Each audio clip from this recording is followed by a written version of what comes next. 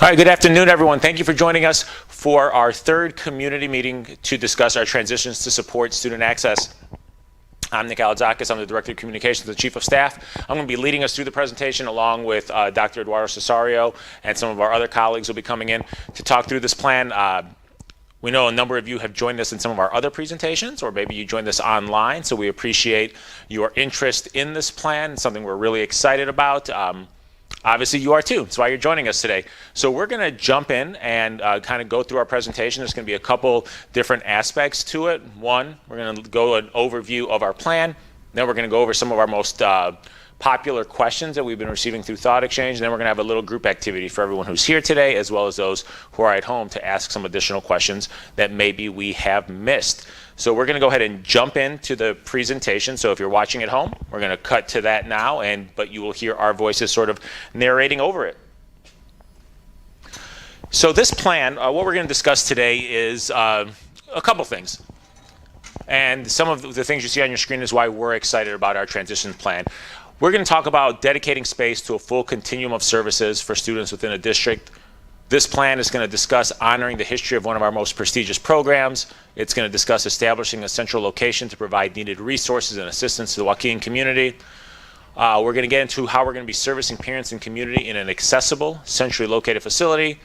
We're going to talk a little about increasing professional development space within our district and improving learning and working spaces in general in Waukegan Public Schools.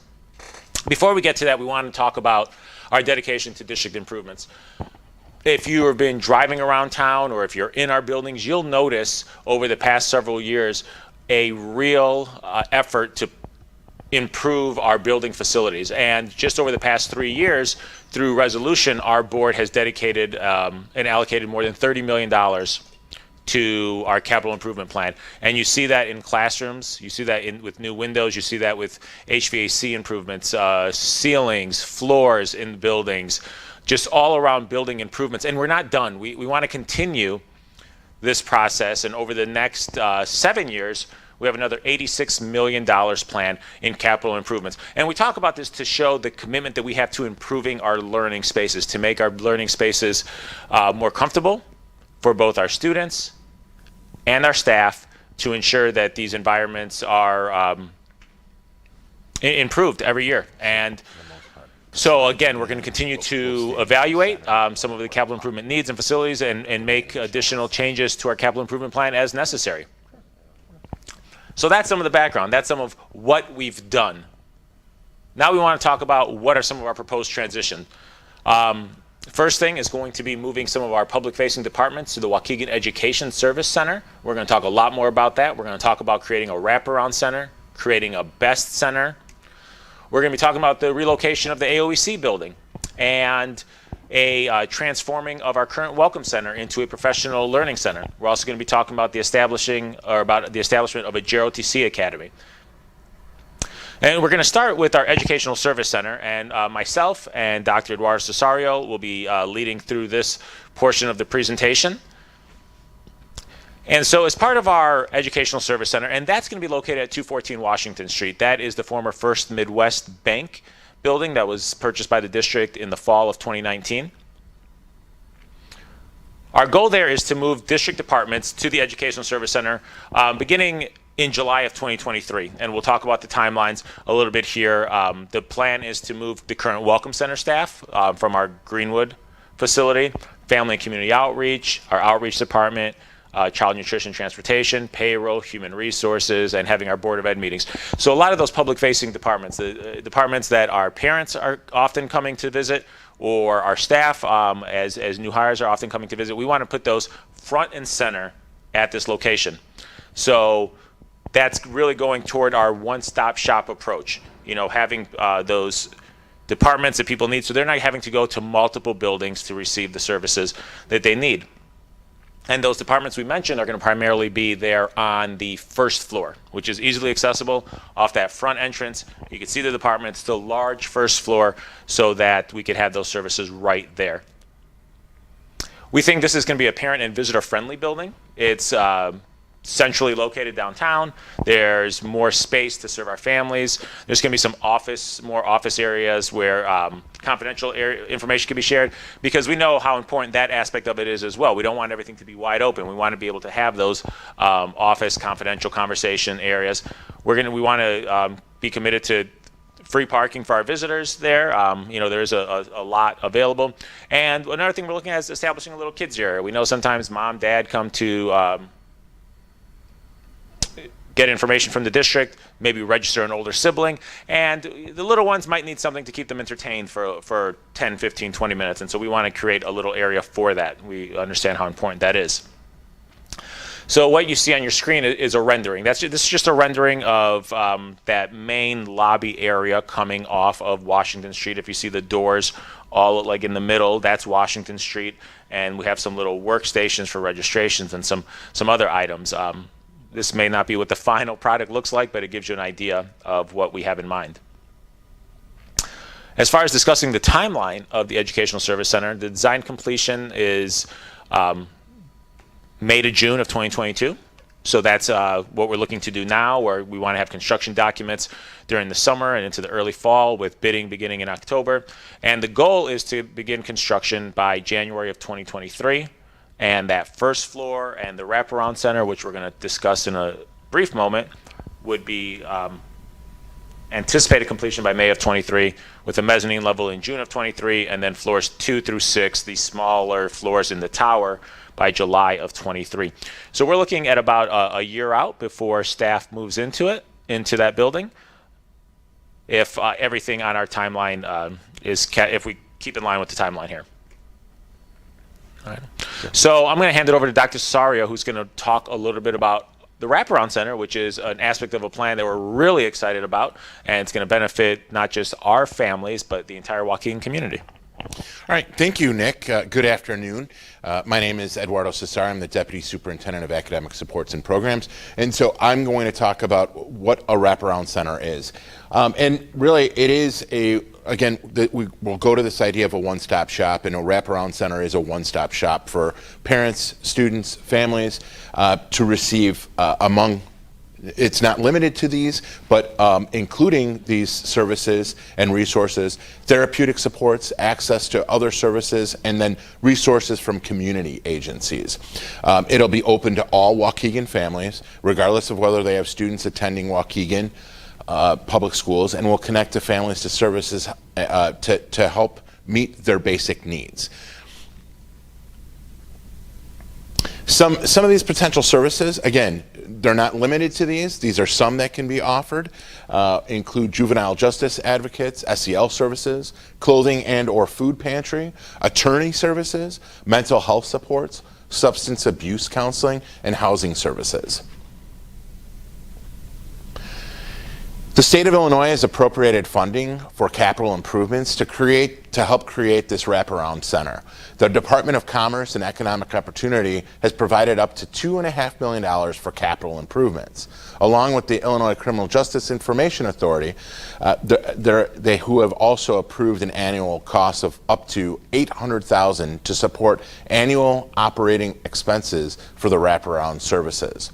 And we want to thank State Representative Rita Mayfield, who has advocated for Waukegan to have this site and to provide these services. So thank you. This picture here is just a rendering. It's a possibility of what the wraparound, the lobby area of the wraparound center would be.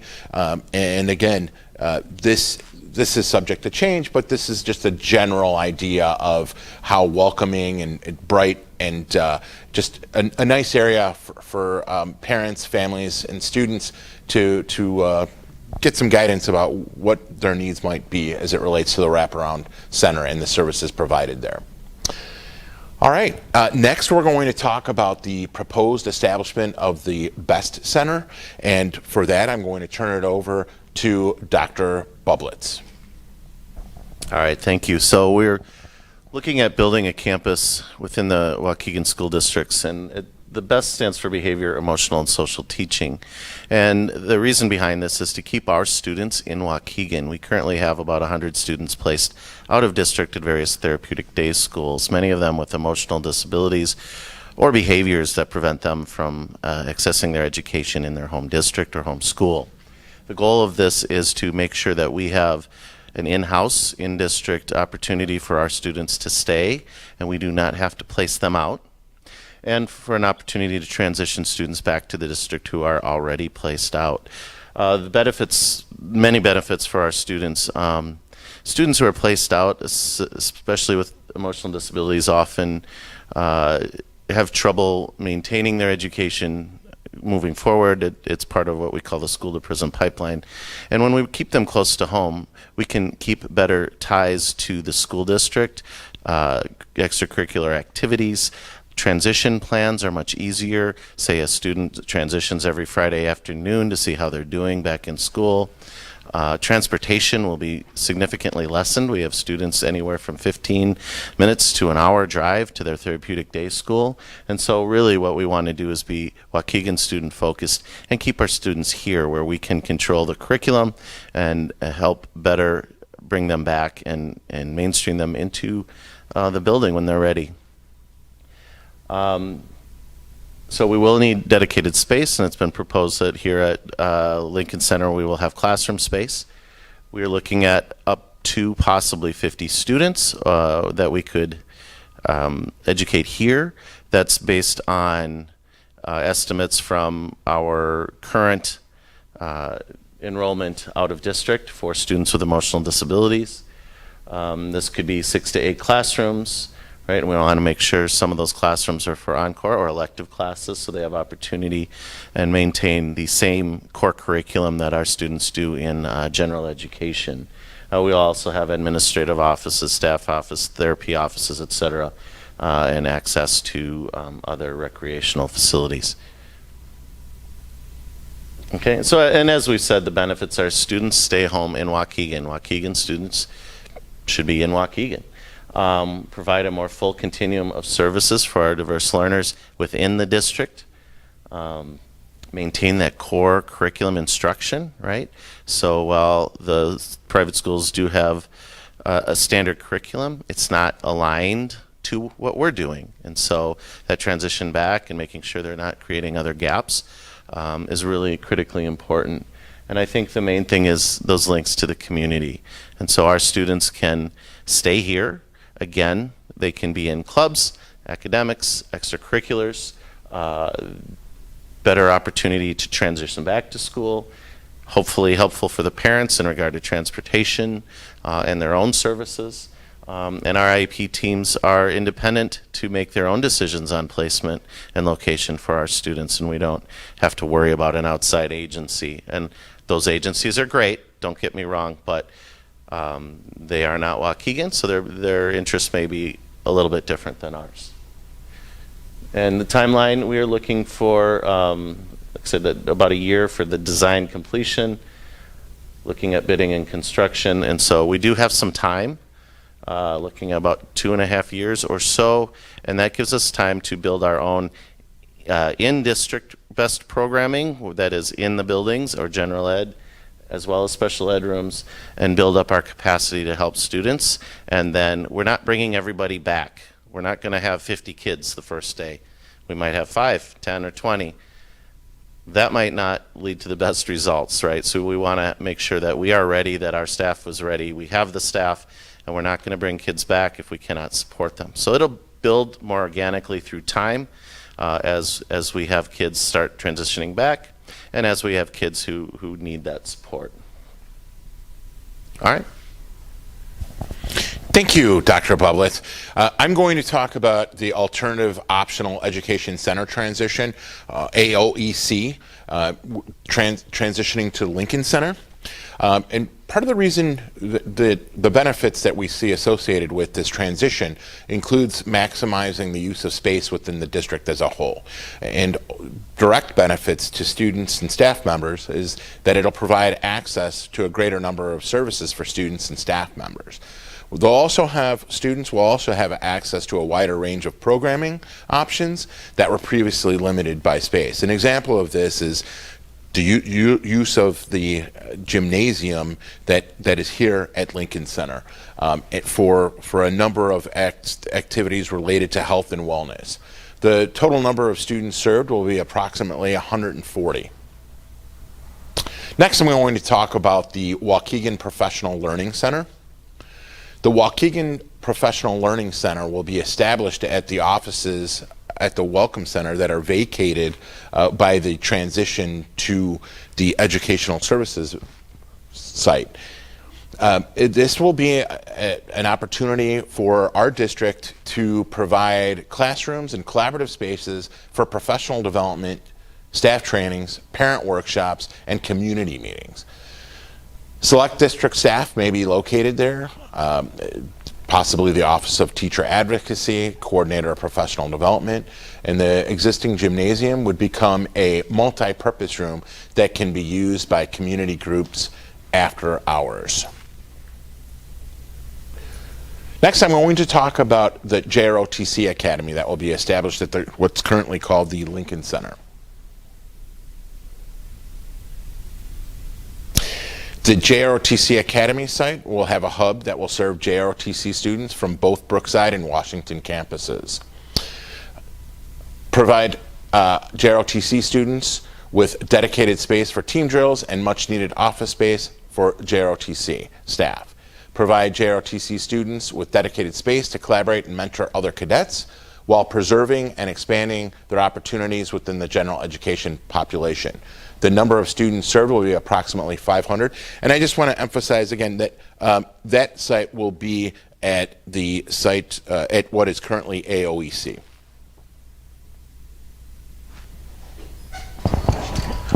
All right, so we know we shared a lot there. There's a couple of different moves that are involved, and so before we go into some of the questioning, we just want to provide a little bit of a summary of everything that we discussed. First one, moving some of our district departments to the Waukegan Educational Service Center, where we want to create that one-stop shop approach for our families, for our staff who are coming in to receive services. The Wraparound Center, again, we've talked a lot about that in recent weeks. We're really excited about the Wraparound Center and some of the supports and services that we will offer to families and to other residents down in the lower level of that building there on Washington Street.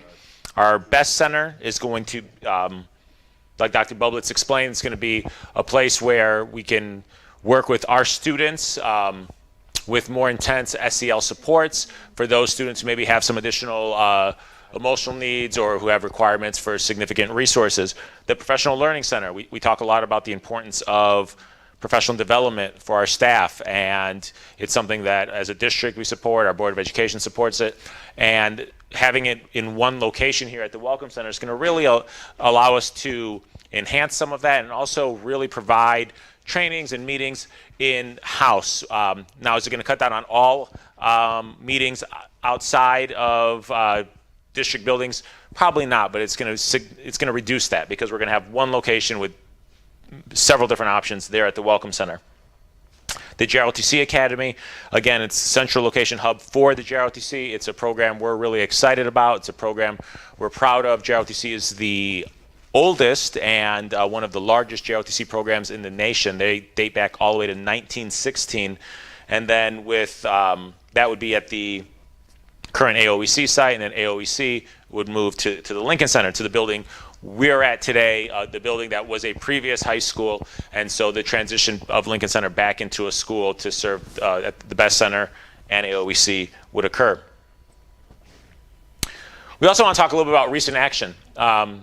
So last week, our Board of Education did take two different steps that's kind of working this plan to help this plan move forward. One, they voted to accept the notice of funding opportunity from the Department of Commerce and Economic Opportunity for the $2.5 million. It's going to assist in the creation and some of the capital costs associated with the Wraparound Center. Part two, they authorized the planning and implementation of a budget for our district architects to conduct architecture, engineering fees, and all that study. So we can have kind of in our minds an idea of what the cost is going to be, but our architects are going to really be able to tell us more precise costs for the work, particularly here at the Lincoln Center, at AOEC, some of the work at these buildings, at the Welcome Center, to do these transitions. And so that's going to allow us to move forward. Now we want to get into some feedback. So we've received, through ThoughtExchange, quite a bit of feedback over the past several weeks, and we want to thank everyone who's participated, those of you who have submitted questions, those of you who have taken time to rate questions. ThoughtExchange really is kind of allowing us to crowdsource some questions and thoughts of the community. And so what you see on your screen now is a word cloud, and this word cloud represents some of the most common phrases and words that have come into us over the past several weeks. What we're going to do now is we're going to take some time to go through some of the top-rated questions, some of the relevant top-rated questions. And Dr. Bublitz is here to assist, Dr. Cesario, and so we'll be taking turns kind of answering some of those before we get into a group activity for everyone who's here and everyone who is at home. So the first one, and there were a few questions on this topic here, and so we're going to just use one instance to sort of summarize them, and it has to do with staffing at presumably the Best Center. They talk about some of the challenges, and we know there's challenges in staffing diverse learners in the diverse learner department. So they want to know, what is the plan? How does the district plan to, over the next few years, prepare for the Best Center? And I will hand it over to the gentleman in the front of the room. Great, thank you. Like I said, we do have 2.5 years to start preparing for this, and we are preparing by building out our capacity to help students with behaviors and emotional disabilities within buildings and special ed classrooms designed for that. So as we build that capacity, we'll increase our staff there for the programming and build slowly over time. Also, we will not be opening our doors to 50 kids to come on the first day, right? So that would be logistically very difficult considering the needs of those children, and it would be unwise to do so. So we're going to target the students that need that service the best and are ready to transition before we do that, and ensure that we A, have the resources to support them, and B, that we have the capacity and skills and learning to do that. All right, thank you, Dr. Bublitz. Moving on to the next question.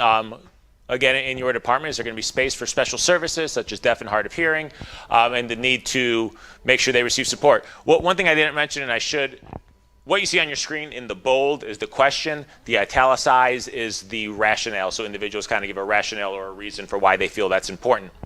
So I know there was also some questions somewhat related to this, having to do with like ADA accommodations and making sure that those are being met. And so Dr. Bublitz, Dr. Cesario, or Mr. Moten, who's here, may be able to answer some of those questions. So I'll just start off. And yes, we do currently have deaf, hard of hearing services within the district. We are fortunate to have excellent staff to provide those services. We don't currently have a plan like BEST to have a campus for that. Again, inclusive learning is best for students, and only if a student really required that, we would individualize for that. Dr. Cesario. Sure.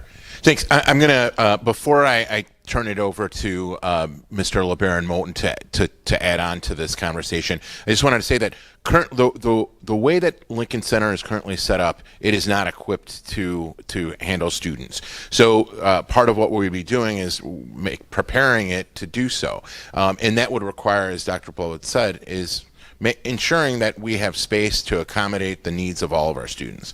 I'm going to turn it over to Deputy Superintendent LeBaron Moten to discuss a few more details about this. Thank you, Dr. Cesario and Dr. Bublitz. So just to add on here, as we go through with our architects and design these spaces for the BEST program, we're going to be doing it with ADA accommodations in mind to assure that all the spaces that are created are compliant and meet the specific needs of the BEST program. Thanks, gentlemen. Next question, and we've had this at our previous 2 meetings, and it's again one of the more popular questions that's come up. And it talks about supports and resources for students at the lower end of the academic scale, while students who excel, they believe, are essentially ignored. And so, Dr. Cesario, I believe you'll be taking this one? Yes, thanks, Nick.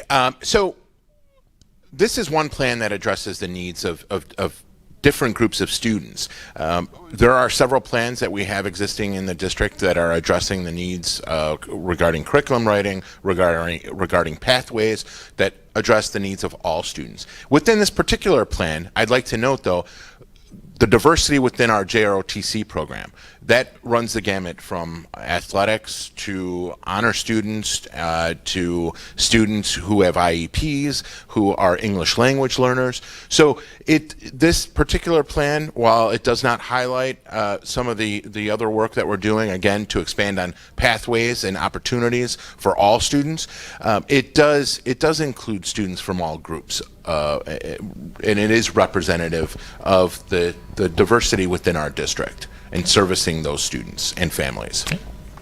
Thank you, Dr. Cesario. Next question, and again, it comes back to Lincoln Center here and the BEST program, and how we make sure that there's the accessible outdoor play area. That's something, we know Lincoln Center was a school at one point. We had a playground at one point. It's been gone now nearly a decade.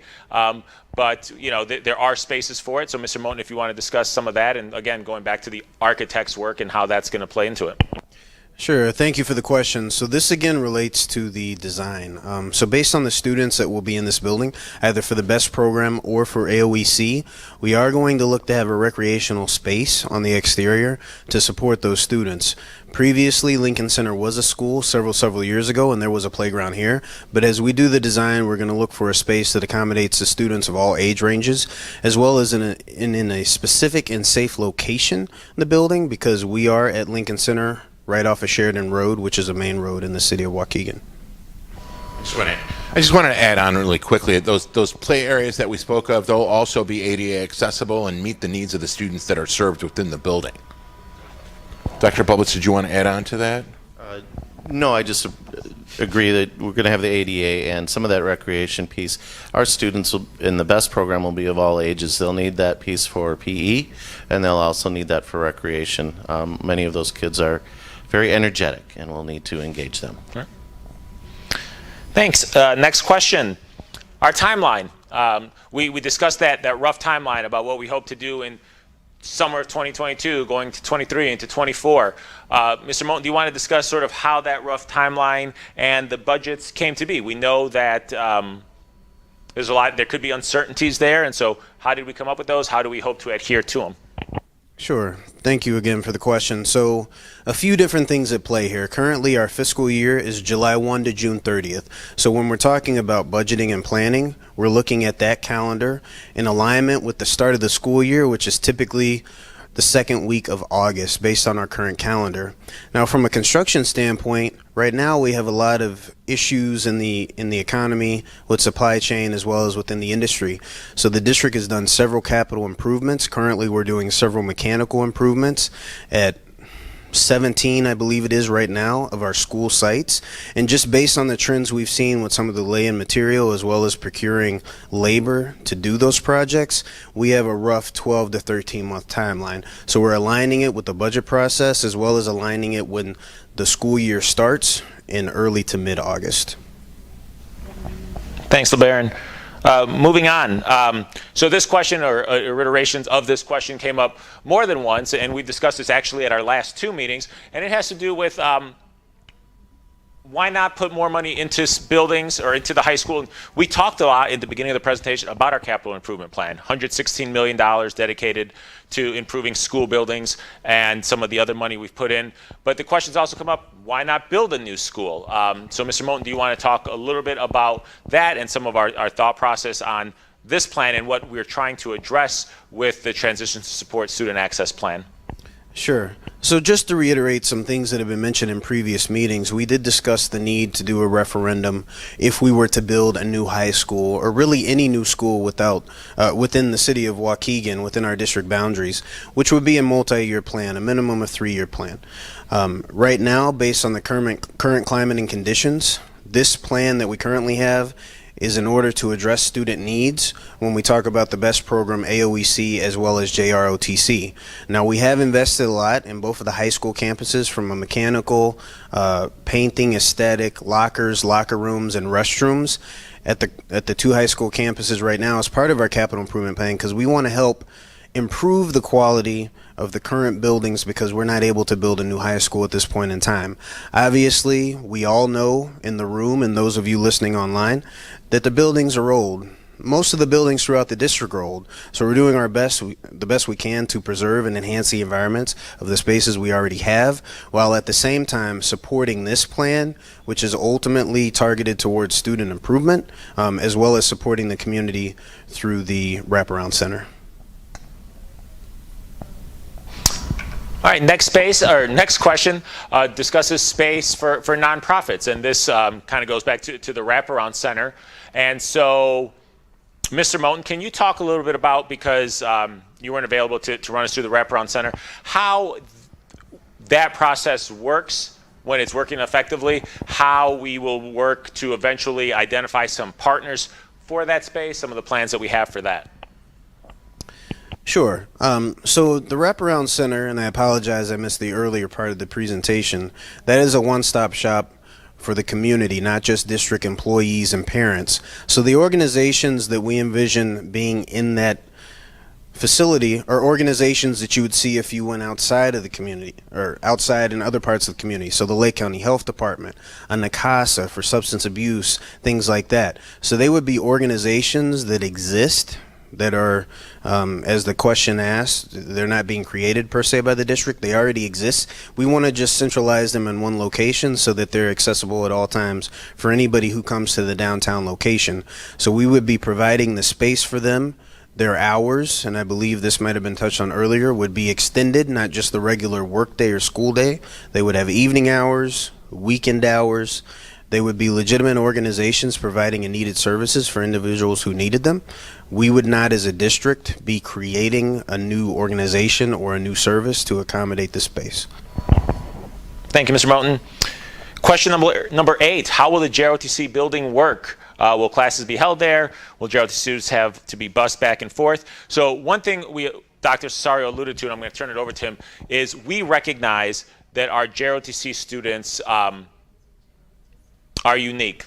They're different. You know, they have different interests outside of JROTC. They might be involved in art or in music. They might be involved in AP classes. They might have different academic interests, and we wanted to be able to allow them to explore those interests while maintaining the JROTC program. And Mr. Cesario, or Dr. Cesario, if there's anything more you want to add to that.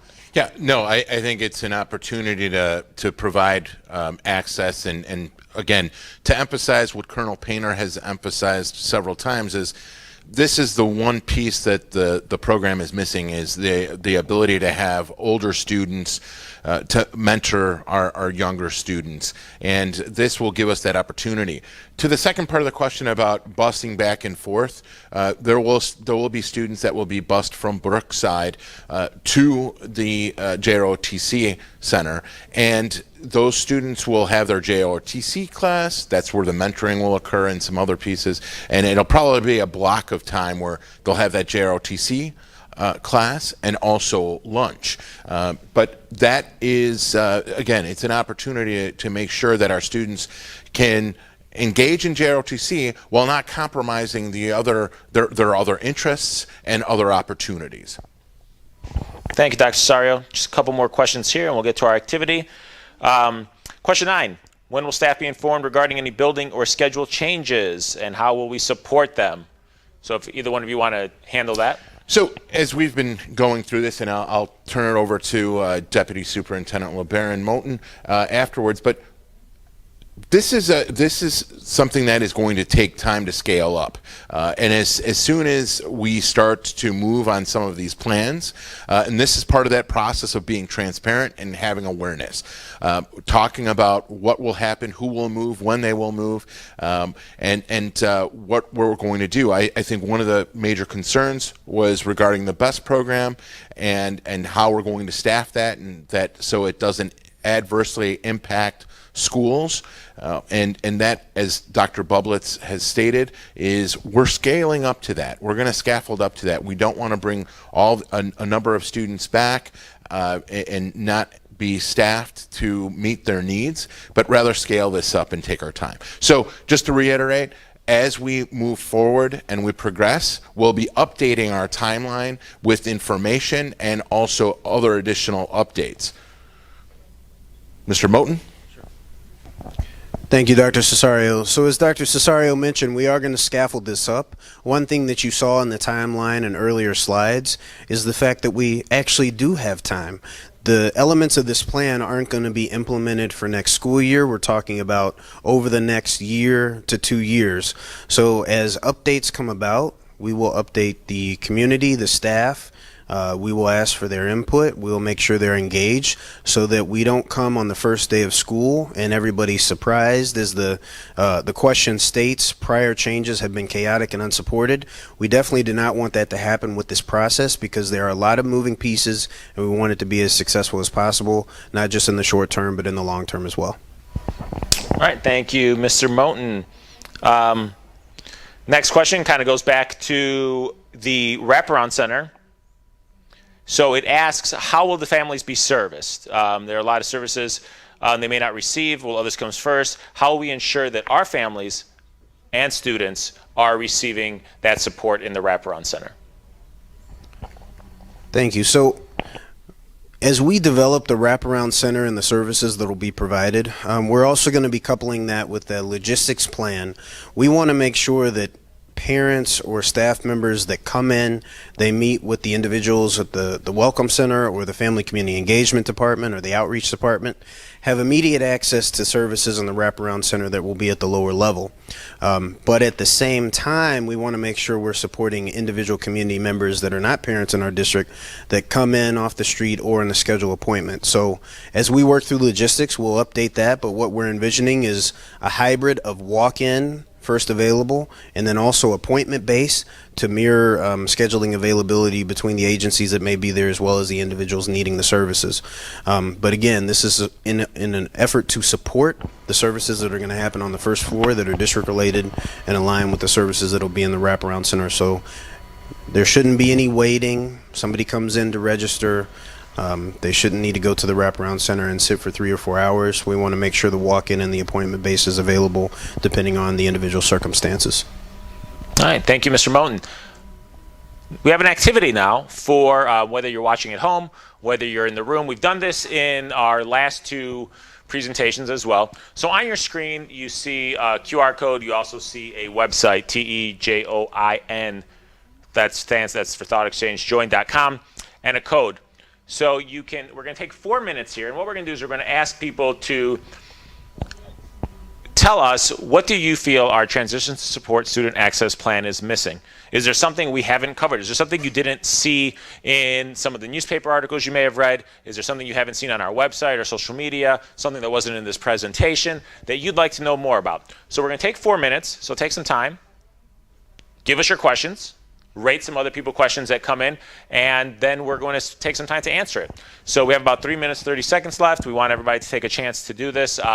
While you answer some of these questions, we want to talk a little bit about the fact that, yes, this is our 3rd community meeting, but we're not done educating our stakeholders on this. This is going to be continuing over the next several weeks, months, years. We want to continue to provide as much information as possible. We want to continue to make sure people are informed every step of the way. By the end of this, I'm comfortable with you guys being tired of hearing from me, just because, there'll be so much information, hopefully. And we're not done gathering that feedback. I know at our schools right now, the JROTC program in the upcoming days is working on some sessions with their families. AOEC is working on some sessions with their families. Our Diverse Learners Department is working on sessions with their families to really get some feedback and buy-in on what we're looking to do here. So we have 2 minutes, 40 seconds left. I'm going to stop talking, and as soon as this wraps up, we're going to answer those questions.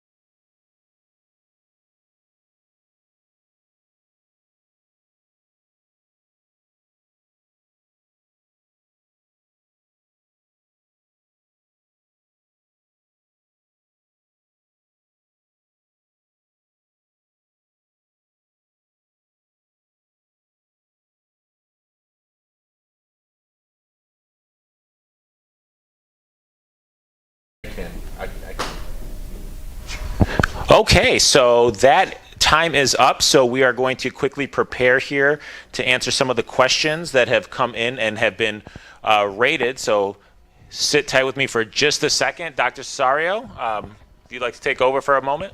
Yeah, I just want to thank the folks who came out today in person and those that are at home. The input and feedback that we receive is really critical to this process and really helps to see things that we might not be able to see. And that's why we've been, as Deputy Moten had mentioned earlier, we really want to get this feedback.